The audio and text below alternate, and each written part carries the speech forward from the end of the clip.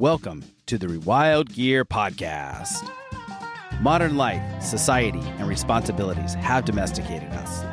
But now it's time to rediscover your adventurous side. Whether that's camping, hiking, hunting, fishing, or just spending time in the great outdoors, this is the podcast for you. Join us as we get back to the wilderness and rewild.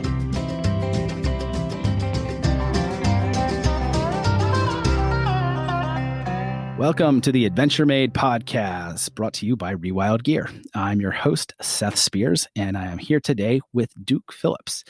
Duke is a third-generation rancher living in Wyoming, and he is the CEO of Ranchlands, an agriculture-based business that operates large-scale cattle and bison ranches in the American West that are dedicated to conservation and sustainability. They partner with conservation-minded owners to implement ambitious and complementary programs, including hospitality, hunting and fishing, a leather shop, strategic advisory services, and ecotourism. Duke's journey has led to creating a set of core beliefs that balance ranching, conservation, and economics. He leads the strategic vision and business development oversight of Ranchlands ventures and managed properties. Duke, welcome to the show. Thanks. It's been looking forward to it. Yeah, super. Let's dig in here. Tell me all about yourself and how you kind of got started in running all of these different ranches that you have through Ranchlands. Sure. This is kind of an industry that a lot of people, they don't think about a lot. I know it's something that happens and, is very prevalent in the American West. Probably not as much as it used to be, but give us a little bit of background story here. Yeah, I was born in it. I was born into it. So my father was a full-time rancher, my grandfather, and I was raised in Mexico on a large ranch and grew up working cattle, throwing a rope, just every day out with the cowboys or doing whatever needed to be done. And so it's in my blood. I went to school and my dad said, don't study agriculture, just study whatever turns you on from people that are smart. And so I studied creative writing and translation and went on after that to work on ranches across the United States, Australia. And just kind of followed my heart until I was about 30, and I got my first professional job, running a ranch for a guy who was in the real estate business. And from there, basically answered an RFP in 1999 that allowed me to be working on my own. So I leased a large ranch in eastern Colorado. I won the RFP.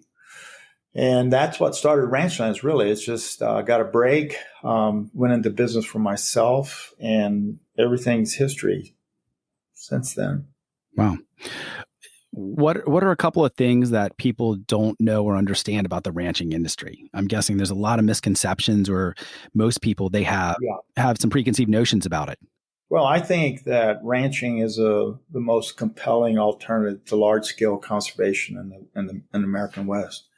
And a lot of people don't think of ranching as being an alternative to large-scale conservation.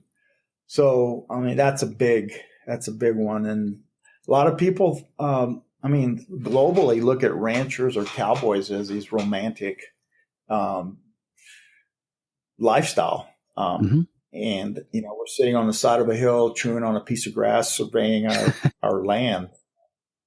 And that's partially true, but not really. And then other people look at ranching as as something that mines the land, that takes from it. So the antithesis of what my viewpoint. Gotcha.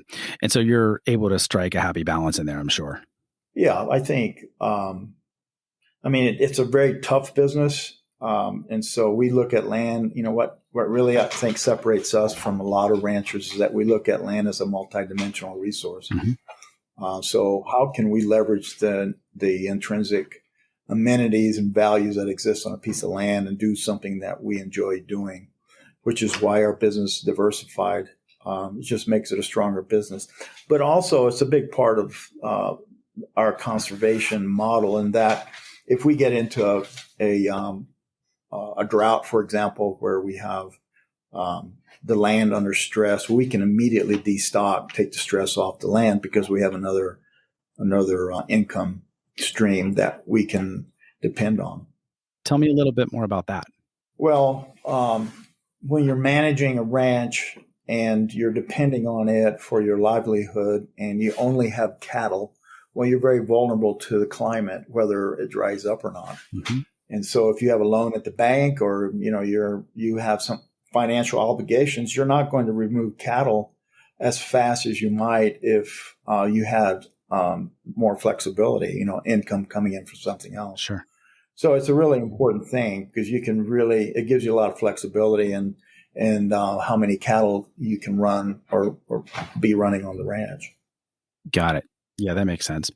And typically, so say there's a drought or something, and so you have to remove the cattle or the bison or whatever agriculture that you're farming there, or managing. What do you do with them? Where do you take them? Well, you can either sell them, ship them to your closest market, or you can find another piece of land somewhere that you lease and put them on there. Or you could probably feed them, but feeding them is just like rolling the dice. What if it doesn't rain? And you're going out and spending a lot of money keeping them healthy. Yeah. So that's not a strategy that we use. We either sell them or find another place for them. And so then if you sell them, then the following year, you've got to go and buy some again. Right. Yeah. And so how do you handle the economic side of that as far as, because obviously it's somewhat commodity based, I guess, right? It is a commodity for sure. And so you restock when you get adequate moisture. And that's one of the things that makes ranching so challenging is that the weather is a huge variable that you never know what's going to happen. Right. And so you have to build into your business plan what you're going to do, contingency plans all along the way. Yeah. No, that makes a lot of sense. The series Yellowstone has gained a lot of popularity. I think a lot of people are very interested in ranching in the Old West and kind of that lifestyle because of that. I mean, I think it's a great show. Really enjoyed it. Give me your thoughts on it as far as how realistic that is, and not all the drama side and everything, unless that's realistic too. But just, the day-to-day working on a working ranch and how that compares to real life for you. We started watching that and we didn't last beyond I think 1 or 2 episodes. I don't know. It's just glamour. It's just exactly what I described. It glamorizes what we do. And, I don't know. I really can't comment on that show because I don't watch it. It just seems like it was overdone to me. Yeah. Of course, that is TV, right? Yeah, exactly. Right. Yeah. Duke, talk to me about the differences between most standard ranching. So most cattle farms or bison, because I know you run both, as well as maybe some other animals also. What's the difference between the conventional method and the way that you and your team employs so that it's more conservation focused?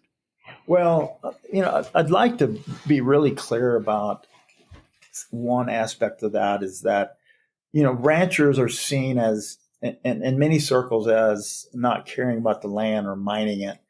All the ranchers I know care deeply about the land and take a lot of time to do what they think is right. Mm-hmm. And there's a lot of different viewpoints on how you manage land, but overall, ranchers care very deeply about it. So people always come to me and say, "Well, how come you guys are so conservation oriented?" And my response is, well, all the ranchers I know are just as conservation oriented as we are. I think the biggest difference is that we have a pretty strong online presence. Our storytelling capability just tells a story. And so therefore people think that we're different than most other ranches. So, that's not really answering your question. From a conservation standpoint, there's not a lot of difference. We do things, maybe we graze our cattle a little bit differently. The techniques we use are a little bit different. But I think what's really sets us apart is that many ranchers, I should say, have a herd of cattle or herd of bison. That's how they make their living. And they may break horses, or they may, have hunting and fishing, may have some farming as a diversification. But what we do is we have a leather room. We have a guest operation where people come to experience a real working ranch. It's not like a dude place where people come and play tennis and swim and have a little riding. It's, let's go out and join us in what we're doing. We also have a huge education program on one of our ranches. We have over 2,000 kids a year that come out because we're trying to build bridges between people in town, and so that we have a more of a true concept of what ranching is, and the important role that ranching can play in managing our lands. Mm-hmm. So I think that's what makes us different, is that we do all these other things, besides cattle, although cattle provide 90% of our income. And tell me about the bison side as well. How does that equate into it? We manage a ranch for the Nature Conservancy, and they have a large bison herd that we manage. We grew a herd of bison and recently sold it, but we had never done it before, and they asked us, and we started talking about working together, and it's been bison are also greatly misunderstood. People think that they can just walk across the land and everything flowers behind them and everything's beautiful, but it's all a function of management. And the other side of the coin is people think that they're mean deadly animals that are walking around trying to cause trouble, and they're not. They're, if you treat them badly, well, they're going to act badly, just like a cow. So they have this amazing, I don't know what it is, vibe about them, where you can picture them, hundreds of thousands of years ago, or however long it was that they've evolved from that time. So that's a really, really something I'd love. I can sit inside a bison herd all day and just watch them. Mm. Yeah, it seems like there's kind of a romanticization with them, possibly because of, the history of them and with the Native Americans using them. And, they're even on like the old buffalo-headed nickels. Right. And just the stories, about them, about the bison, and how many there used to be that we almost completely decimated the herd. Something, from all accounts that I've read, somewhere between 30 to 60, maybe even as many as 80 million that were roaming the Great Plains in the West. Yeah. Yeah, they are an amazing creature in a lot of ways. They're the American emblem now, I think, or the national animal, I guess. Mammal? Could be. I'm not sure. Eagle, I guess. Mm-hmm. Yeah. That happened a few years ago. Wow, yeah. What's the biggest difference in managing bison versus cattle? Bison have a wildness about them. If you approach a bison and they run, you're going to have a hard time turning them. They weather storms entirely different. They just have, they have evolved through time and have adjusted to the challenges that nature throws at them, like a big snowstorm or something. But I think, one of the maybe critical differences is that the prairie or the grasslands of the world evolved with large ungulate herds. As you said, the bison herds of the last century, there's records where they'd stop a train for up to 9 days. You imagine how big that was. Wow. So what they would do, they would form these huge herds, and they would walk along and they defecate, urinate, recycling nutrients. They knock down old matter and have it laying on the ground so it would rot. They'd stir the ground up with their hooves, but then they'd leave. They'd be gone for months or years, and so the rain and the sun would it would regrow and become healthier than it was before. So you have this tear down and rebuild, cyclical. The wildebeest in Africa are the same thing. And so cattle can be used to duplicate the disturbance that you need to achieve on the surface of the ground to achieve the conservation values that land has evolved with. Bison can do this, but they're more difficult to manage. You have to concentrate them, and you have to move them in a migratory fashion, similar to what they used to do. Yeah. And cattle are very, if you can train them, they're much easier to handle, so that you can achieve these values. Gotcha. As far as ecologically, which one seems to be better for the land? It's the ecological outcomes is 100% of function management.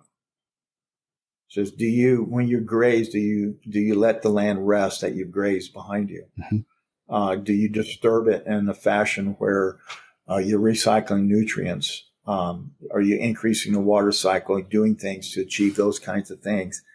And the animals have a bison and a cow have 4 feet, 8 hooves.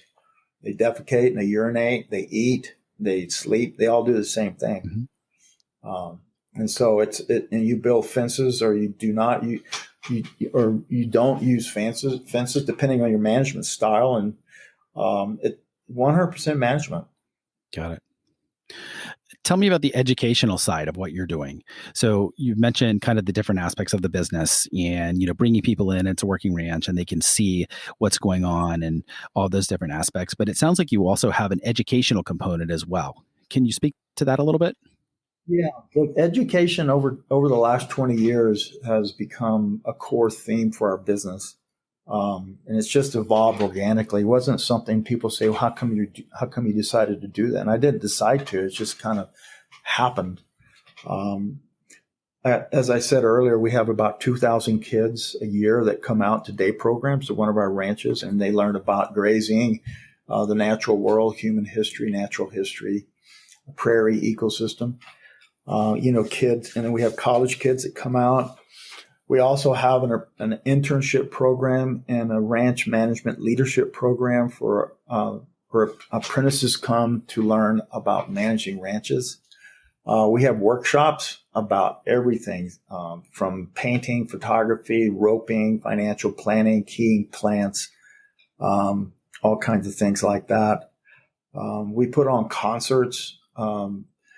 Steve Earle, for example, has played at our ranch, and it's basically a way to get people together to talk about ranching out on the ranch. And we also have artists that come to the ranch, and we provide a venue for them to go out and paint life on a ranch or landscape, food and so forth, transportation. Then we have a large exhibit where we invite the public to come look at what the artists have done and talk about ranching and why ranching is such an important part of our future, conserving land.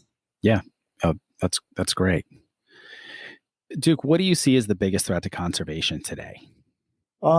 Conservation is viewed as how do we manage the ecosystem in a healthy way? What kinds of plants and animals are endangered, and what do we do to try to preserve them? So it's all about the biology that is out in nature. How do we uphold it and sustain it?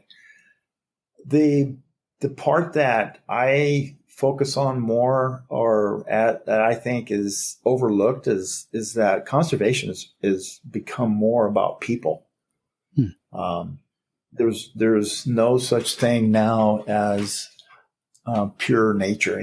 There's roads, there's airplanes flying, there's telephone lines coming. So pristine nature is a thing of the past.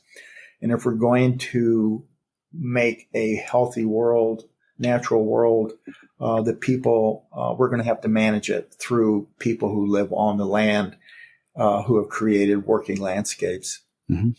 So it's kind of a long answer to your question, but conservation is how do we balance economics, social values, and the ecology of land in a way that produces an outcome that is good for the natural environment. It's no longer go out and do this to the land because it's going to make it better. I can be the best land manager if my wife's not happy, or my kids aren't happy, or my community is not healthy. Well, then it's not going to work. That's really true. That is one of the goals with our company that we're trying to do, is to help people to get into the natural world more, to spend more time in the wilderness, in the great outdoors, to kind of disconnect from kind of those everyday stresses, whether that's technology or, bills, all of that stuff, and try to get back in touch with nature and kind of that natural world that we've lost touch with, just because we are in such a information and technological world now. And I think part of this is, the way I see it anyway, is it's not us versus nature, but it's us trying to live in harmony and symbiotically with nature. How how do you see that in this modern age, and so many things that we're doing seem to be hurting the natural world, the environment? How can we balance that out with our modern conveniences, with technology, but protecting those wild spaces and animals? Well, I think several ways. One is our society is growing further and further from nature. We spend all our time in front of a Yeah. screen inside. When we do go out, we're on a bike or in a car, and we might hike a little ways or something. But there are people like ranchers, farmers, lumberjacks. There are people who live out on it, and those of us who are doing that needs the support from the urban world. So my reaction is, how can you find someone as a consumer, as a citizen of the United States, find someone who's doing good things for the land, and how can you support them by either buying their product or learning more about the reality that they face, rather than reading what an interest group is saying, who has an agenda and doesn't really know the true story either. I mean, that's one of the things I always try to tell students, is that if you leave here with one thing, when you hear something, make sure you understand it fully and where that person or that entity is coming from before you buy what they're saying. Because there's a lot of opinions, and there's a lot of agendas, and there's a lot of politics. There's a lot of everything going on out there. And the people who are out on the land, even though someone says they're doing something wrong, check it out. Yeah. I think that's really important. So we have to figure out how to work together, because it's just not going to happen by itself. And the agricultural business is a really tough business. Yeah, that's good advice. One of the things that I'm seeing, and especially in kind of this post-COVID world, there's a lot of people that are trying to get back in touch with nature, moving out of the big urban environments and urban sprawl, and into locations where it's less populated, and there's more the natural environment. But that comes with a negative side as well, urban sprawl, which is pushing things further and further out. And so because people are moving to those locations that are beautiful, but they want to be around it, but the more people that do that, then we're losing that. How do you combat that? Or should we combat it? Where's that balance? What do we do? Well, that's a really good question. I'm not probably the best person to answer that, because I really value my privacy out here in the middle of nowhere. Yeah. But we have guests from all around the world who come and visit, and the purpose is for them to find a place to go and relax and do what you're talking about. Mm-hmm. And we've made a lot of good friends, and have gained a lot of support from people who actually come out and spend time with us, and doing learning what we're doing and sharing our lives while we're together. So I don't know. I mean, at some point you're going to have to draw a line, I guess. No more houses out. Mm-hmm. Or, Colorado has a 35-acre minimal size that you can divide land into unless it's zoned. Mm. And other states have similar kinds of things. I don't know. It's a good question. I think, just trying to understand how, the effect that you do have on the land, and trying to pass that along to people so that they understand what happens when that human footprint grows bigger and bigger. Mm-hmm. Yeah, exactly.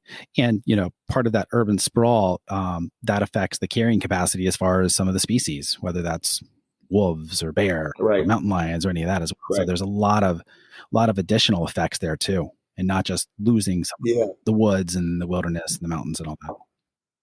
it does. And then the ecosystem processes, how does water flow across the land naturally? When you put a road across it, it changes the entire structure of the water course Yeah. and how it flows across. Mm-hmm. These little things you never think of.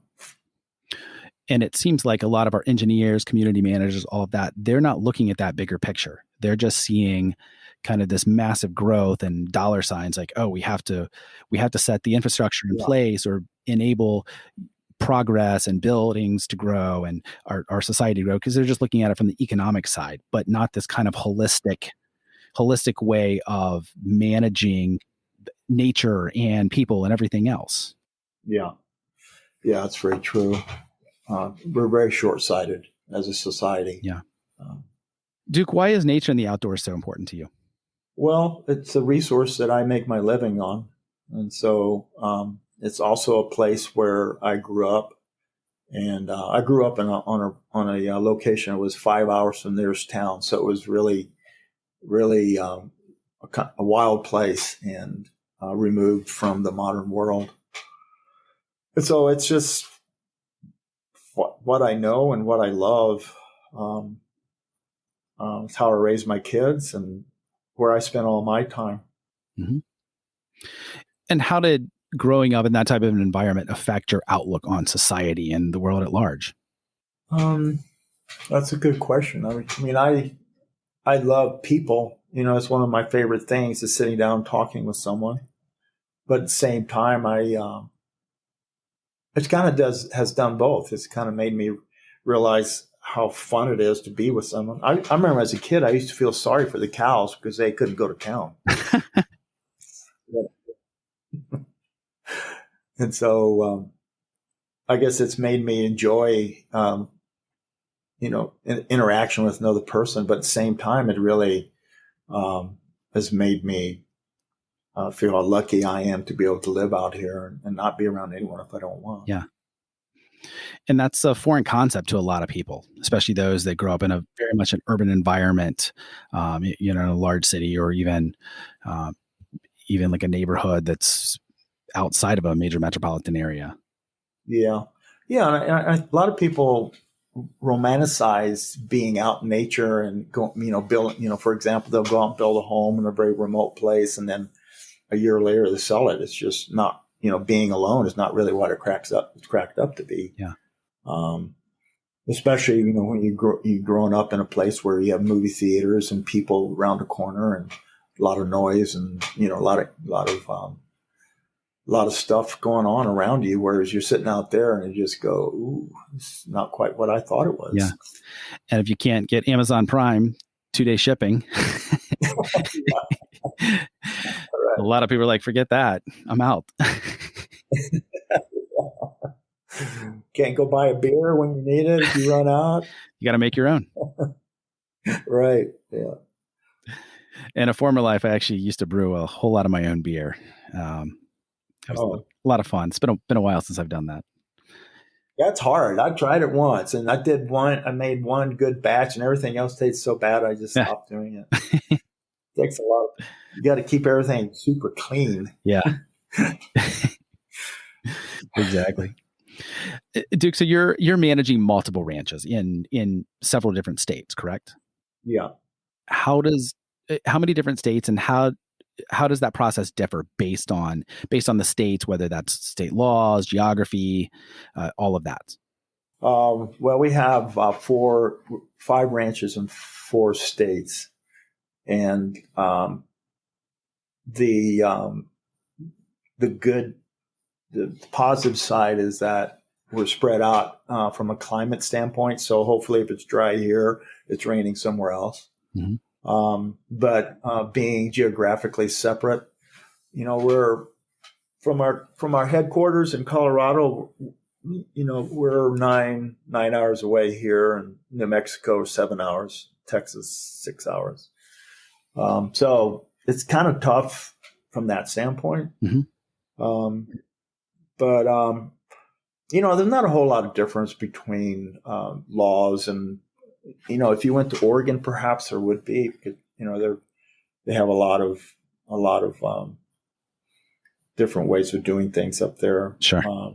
But I would just say, the climatic thing is the biggest thing. And, one of the, we lease most of our ranches. We work with landowners who need management, and we provide management solutions in a unique way. In that we're not really consultants. We're someone who would talk to a landowner and say, we will run your ranch turnkey. We'll move people, rolling stock, livestock, and we'll achieve your goals by running our business on it. Whether those are conservation goals you have or personal goals with your family and friends. If you want to develop your ranch into a state-of-the-art kind of ranch, we can do all those kinds of things, and we just work out an arrangement where we run the cattle. So we're taking all, the market risk and doing those kinds of things. So we work with the Nature Conservancy, with private owners, with federal government, state governments.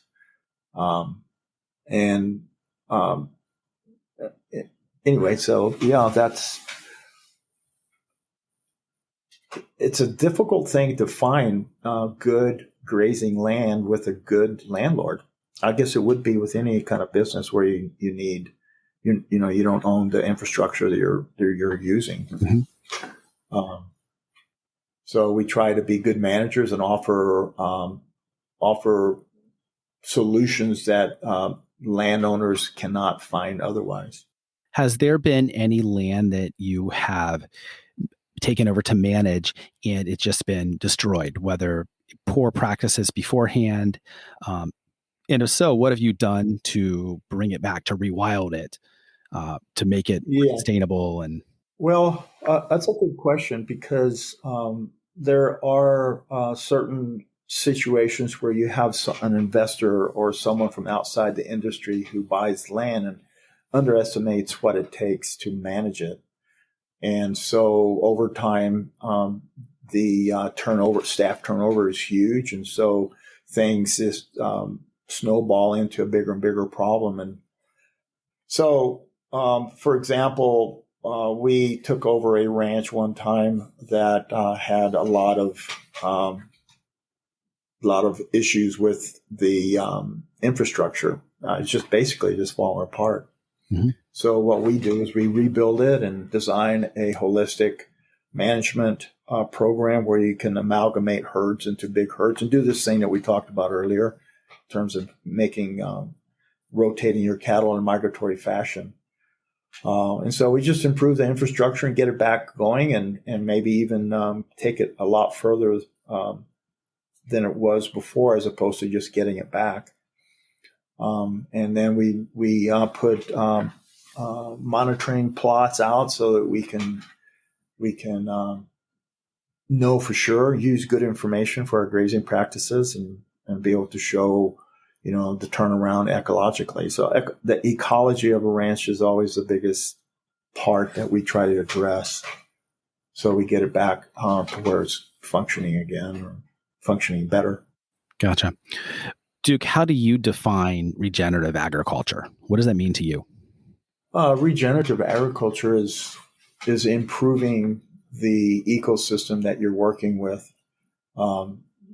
beyond how you found it. So you want to have you want to create diversity. You want to be able to rest plants. You want to achieve vigor. You want to increase the water cycle, mineral cycle, energy flow, succession, all those things that have to do with good ecology, trying to make all of those things better. And I think regenerative agriculture should include humans too. You want to be having a good time, be happy with what you're doing, and have a healthy community and healthy family while you're doing it. That's a great point. Yeah, for sure. So as a rancher, and can we call you a cowboy? Sure. Does that fit? just for fun, I'm sure you've had a lot of crazy experiences, whether that's, roping cattle, bison. Um, let's hear some stories about some of the crazy experiences that you've had. Maybe some that you'd never want to repeat. Oh, well, we've had to, we lost a lot of money during droughts and had to talk people into supporting us afterwards. The rebuild, I guess that's probably the most traumatic. Is all of a sudden finding yourself, many hundreds of thousands of dollars underwater, Wow. then building back from that. I've had a lot of horse wrecks. We ride bikes. I've had a lot of bike wrecks.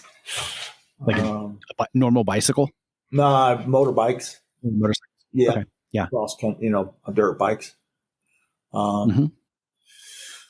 Oh man, I don't know. Raising my kids was an incredible chapter of my life, taking it with me every day. And one of the things that ranchers do, they work their family too hard, and so the kids grow up and they all they want to do is leave. So I made sure that we took time out to play hide and go seek, or stop at the water hole and go swimming for a couple hours. Spend time in the shop making something that's cool, like a sword or knife that they could, or a scabbard in the leather shop. And so, raising, one of the great things about ranching is that you get to spend a lot of time with your family. My two eldest are now full partners in the company, and I work with them every day. And then their grandkids are around, and I just spent the last 4 days with my grandkids running around irrigating and doing all kinds of stuff. Yeah. That's great. And how do you feel that type of environment, how has that affected your family as a whole? You feel like it's been a net positive? Oh yeah. When you spend time together every day, instead of just in the mornings and in the evenings, it just creates a really strong connection between you. You can know what each other's thinking without even talking, which most families have anyway, but it just accentuates that aspect. It allows you to teach them things that you think are important, like how to work, common sense. How do you solve problems? How do you make good decisions? All those kinds of things are right there, and you're able to do that in a much, much better way, I think, just because of the time you spend together. Yeah, it makes a lot of sense. What's been the biggest life lesson that nature and the outdoors has taught you over the years? Just spending so much time in the natural environment. That nature is powerful as hell, and it's not going to sit down, lay down. It's going to keep going. And so you might as well just team up with it and work alongside together rather than trying to conquer it or tell it what to do. I think it's the biggest thing. Yeah. That's a big lesson. It seems like often we're trying to fight nature and try to bend her to our will, and that doesn't usually work out so well, huh? Yeah, I don't know why we just keep doing that over and over again. What's that definition of insanity? Doing the same thing over and over and expecting a different result? Yeah. Yeah, that's really true. Yeah. Being on a ranch, spending so much time outdoors all day, I'm sure that there's gear that you have to have with you all the time, whether the weather's changing or just for getting the work done on the ranch. What is that essential gear that you always have with you, no matter what? A water flask, a canteen for water, something, a wide brim hat, pretty important instead of a cap. When you're out in the sun all day long. Good shoes, good socks, a good knife, a sharp knife. Flashlight's pretty handy too. Are there any brands that you really like the quality of their gear? You think are just doing an exceptional job? I'm a big fan of Phillips. Mm-hmm. We did, we co-branded some of our leather products with them, and they, instead of getting paid, we elected to get products. So I got all kinds of Phillips gear. Cool. And it's great stuff. And that's also a deep American brand that makes all their stuff here in the U.S. And I think that's important. I have a Phillips duffel bag that I've had for years and just love. It's fantastic quality. Yeah. Yeah, it's amazing. REI, that's a great one. Mm-hmm. I went to school up in the Northwest, and so Seattle was their home base. So REI has always been a big one. Yeah. Yeah, no, that's great. Any other brands there whose gear you really like? I'm not a really big brand person. Let me see. Smith sunglasses. Gotcha. Sunglasses. I forgot that. Yeah, that's essential. Swarovski field glasses. Those are damn good. I don't hardly ever go out without them. iPod. I mean, an Apple phone iPhone's pretty handy. Gotcha. All good stuff. Tell me a little bit about the leather gear that you guys make, because I know you have a shop where that kind of supplements what you're doing on the ranch. So tell me a little bit about that, what you're making. Sure. I grew up making leather goods. We had a saddle maker who would come around every year, and he would repair saddles, make knife scabbards. He'd stay on the ranch for a month or two, and I would go down and work with him, and that got me started. And I carried a leather bag with me with a needle and thread and knives and leather and stuff, and that's grown into a fairly substantial leather shop where we make crossbody bags, scabbards, hat bands.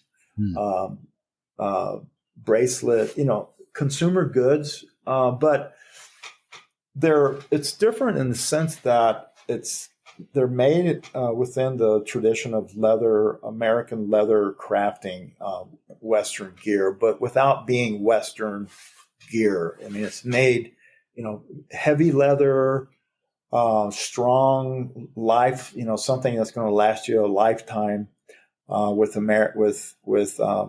techniques that American saddle makers make. Yeah. And it's made on the ranch.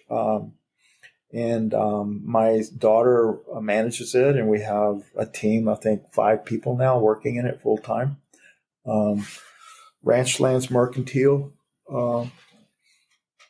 We make belts, kind of make everything. Ranchlandsmercantile.com. Super. It's our store. Yeah, we'll definitely include a link to that in the show notes, because I think our audience will check out some of the gear you guys are making, which is great. Yeah. Duke, what book or books have had the biggest impact on your life? Oh God. Let me see. Cadillac Desert or Desert Cadillac. I never can remember. It's a story of water in the American West, damming rivers, how rivers have suddenly disappeared. Interesting. I'll have to check that one out. I'm reading a book now called Land. I really got into Don Juan by Carlos Castaneda for a long time. Dune, sci-fi, the classic sci-fi series. Okay. Pablo Neruda, his poetry is like he's my all-time favorite. And 20 loves poems and a song of desperation. That's, if anybody wants some love poems, that'll knock you down. It's a great book. Check that out for sure. Is there a podcast that you really enjoy? I don't have enough time really. Ed Roberson has a podcast. I forget the exact name of it. Anyway, he has a great product. Okay. I'll have to check that one out too. Yeah. Duke, what's one piece of advice you would give to our audience? Oh man. I guess check out your local farmer and or rancher and try to make friends and find out how you can work together. I think that's great advice. Keep it local, right? Yes, keep it local. There's a lot of good people out there working their butts off, and we need support. Mm-hmm.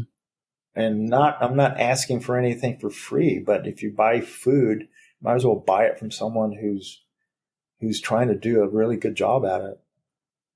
Or if you buy if you go take vacations, go to a place where you can learn something and support someone who's out there trying to make a better world. Yeah. No, that's great advice. Duke, thanks so much for your time today. Really appreciate it. And for all of you, thank you for listening, and we'll talk to you again soon. Thanks for listening to the Rewild Gear Podcast. You can check out the show notes for today's episode at rewildgearpodcast.com. If you're ready to spend more time in the wild, our line of high-quality, minimalistic outdoor gear can help you do just that. Check us out at rewildgear.com.